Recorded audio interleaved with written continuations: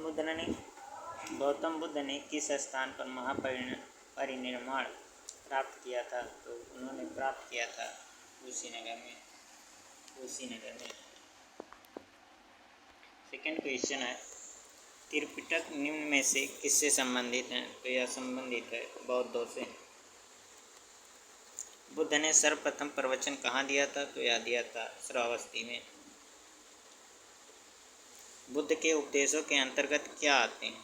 तो यह 4 आर्य सत्य, मध्यम मार्ग, अष्टांगिक मार्ग, ये सभी आते हैं। भगवान बुद्ध के पुत्र का नाम क्या था? तो वह था राहुल। गौतम बुद्ध द्वारा अपने धर्म में दीक्षित किया जाने वाला अंतिम व्यक्ति कौन था? तो वह था अंतिम व्यक्ति था सुभद्र।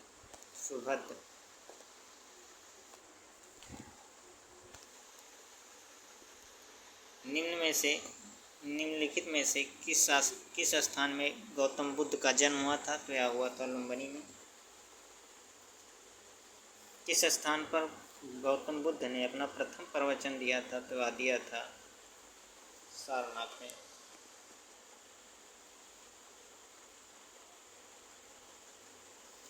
बौद्ध धर्म के महायान और हीनयान संप्रदायों में मौलिक अंतर क्या है? तो वह है मूर्ति पूजा का।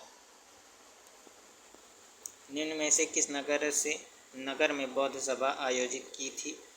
तो किस नगर में बौद्ध सभा आयोजित की थी? तो वह आयोजित की थी राजगृह में। बौद्ध धर्म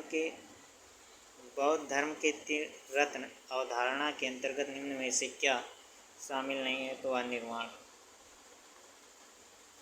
महात्मा बुद्ध का महापरिनिर्वाण किस गणराज्य में हुआ था? तो वह हुआ था मल्ल। किस शासक के काल में चतुर्थ बौद्ध संगीति का आयोजन किया गया था? तो वह किया गया था कनिष्क। स्तूप संबंधित है तो यह संबंधित है महापरिनिर्वाण से। गौतम बुद्ध की माँ किस वंश की थी? तो वह कोलीय वंश की थी। बुद्ध की मृत्यु के पश्चात प्रथम बौद्ध संगीति की अध्यक्षता किसने की थी? प्रथम बौद्ध संगीति की अध्यक्षता की थी, उनका नाम था महाकश्यप। गौतम बुद्ध का जन्म कब हुआ था? तो 563 ईसा पूर्व में। बौद्ध द्वारा भिक्षुणी के रूप में स्त्री के प्रवेश की अनुमति किसके आग्रह पर दी गई थी? तो आनंद के।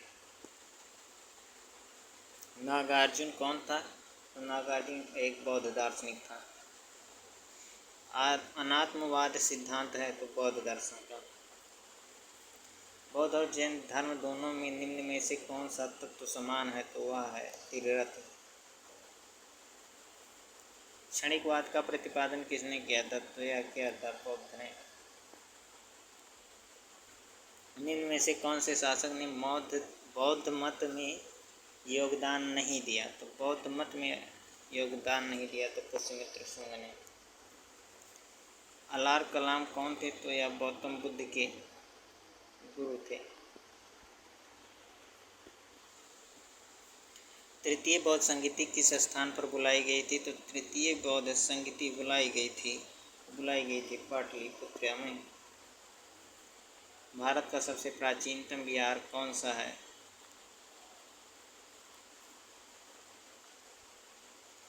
गौतम बुद्ध की माता कौन थी? तो गौतम बुद्ध की माता थी महामाया। कौन सा स्थान गौतम बुद्ध से संबंधित नहीं था? तो वह था पावापुरी। इनमें से किस बौद्ध ग्रंथ में संघ जीवन के नियम प्राप्त होते हैं? तो संघ जीवन के नियम प्राप्त होते हैं विनय पिटक में। बुद्ध को ज्ञान किस आयु में प्राप्त हुई थी? तो वह हुआ था 35 वर्ष की आयु में। गौतम बुद्ध का वास्तविक नाम क्या था? सिद्धार्थ। भरभुज किससे संबंधित है? तो यह बौद्ध धर्म से। विश्वविख्यात बोरोबुदुर मंदिर कहाँ स्थित है? तो यह इंडोनेशिया में स्थित है। कौन सी गुफाएं बौद्ध धर्म, हिंदू धर्म और जैन धर्म के धार्मिक कला किस सांस्कृतिक मिश्रण है? तो सांस्कृतिक मिश्रण है वह है एलोरा। गौतम बुद्ध की मृत्यु के तत्काल बाद किस बौद्ध परिषद का आयोजन हुआ था? तो प्रथम।